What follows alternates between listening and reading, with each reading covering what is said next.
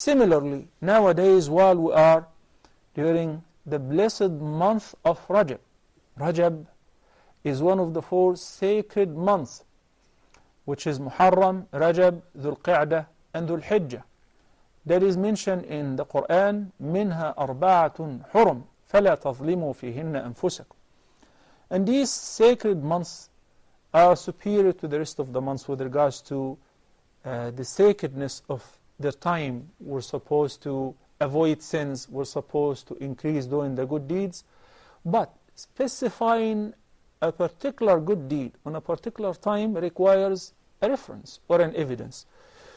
I'm referring to when people plan to perform Umrah during the month of Rajab for a specific reason. It is better than any other time, or it has a greater reward. There is no such thing. The time in which it was specified that if you perform Umrah, it will be as great as performing Hajj, even with the Prophet ﷺ, is during Ramadan. فَإِنَّ عُمْرَةً فِي رَمَضَانَ تَعْدِلُ حَجَّةً مَعِي. That is not for any other time. Second, fasting on a specific date or day, it requires a reference. We know that the Prophet ﷺ used to fast on Mondays and Thursdays, and he recommended fasting on the 3 white days, 13th, 14th, and 15th, and I reminded you last week with that, and alhamdulillah wa shukrillah, many of us observed fasting Thursday, on Wednesday, Thursday, and Friday, because it was 13th, 14th, and 15th of the month of Rajab. When somebody says that we should be fasting on the 27th because it is the miracle of Al-Isra and Al-Mi'raaj and so on, I have to present the following fact. Number one, it is not proven that the miracle of the journey of Al-Mi'raaj took place on the 27th of Rajab. So where did he come up with this date? It's mentioned in some books, but they always say that it is not confirmed. So we have to be careful with that.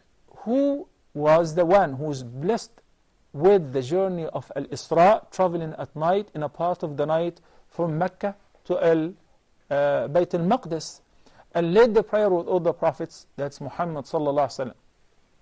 Then the journey extended to continue to ascending to heaven. That was Muhammad sallallahu alaihi wasallam. Afterward, he never celebrated that date, nor any of his companions. If any person believes that he is smarter than the Prophet or more righteous than the companions, because some people say, well, because the Prophet was the most pious, he never celebrated his own birthday, he never celebrated the birthday of his children because he was humble. This reasoning very common. And say, but if we truly love the Prophet ﷺ, we should honor him and honor everything he used to do. But this is not true. This is not what you've been doing. If you have been doing the right thing or what you're preaching, then you would stick to what he ordered us to do. Then afterward, if you finish all the sunan, we can talk about it. But these guys, they barely practice the fard, and the sunnah has no room in their life. But they jump to invent things because that's called easy religion. Easy deen. They do what they like, whenever they like. On the 10th of Muharram, they cook the sweet and they call it Ashura. So we enjoy eating and drinking. In some cultures, during these occasions, if a couple are engaged, the fiancé has to buy for his fiancée a gold gift, a ring or an earring or a necklace or whatever. The whole family is waiting for this time. And that's why they consider, they adhere to these traditions as if it is a fard. And some families break the relationship, the engagement, if the future groom does not fulfill that. They think this is a deen. It has nothing to do with the deen. There is no such celebration on these occasions. On the 10th of Muharram, Ashura, the Prophet ﷺ fasted, and he recommended fasting, and he said it wipes the sins of the past year for those who fast on the day, because Allah saved Musa ﷺ and his followers.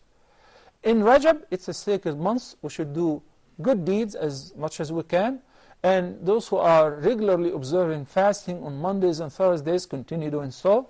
If constantly you're traveling to perform Umrah, thank you so much, may Allah bless you, but there is nothing called a particular Umrah during Rajab, or during Sha'ban, or we have to fast on the day of the 27th, and at night, my God, many communities, they make a big deal on that night and celebrations, and particular food has to be cooked, and they recite poetry, and have nothing to do with the sunnah of the Prophet ﷺ. I know that it might not please many people what they hear right now, but this is a fact.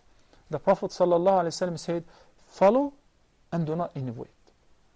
اتبعوا ولا تبتدعوا. You see the difference between the two vocabulary? اتبعوا ولا تبتدعوا. Follow and do not innovate. Even if you think this is cool, this is great, this is righteous, but the Prophet ﷺ neither did it nor recommended us to do it, then it will be rejected. من أحدث في أمرنا هذا ما ليس منه فهو رد. Go ahead and search all the records of the Sunnah.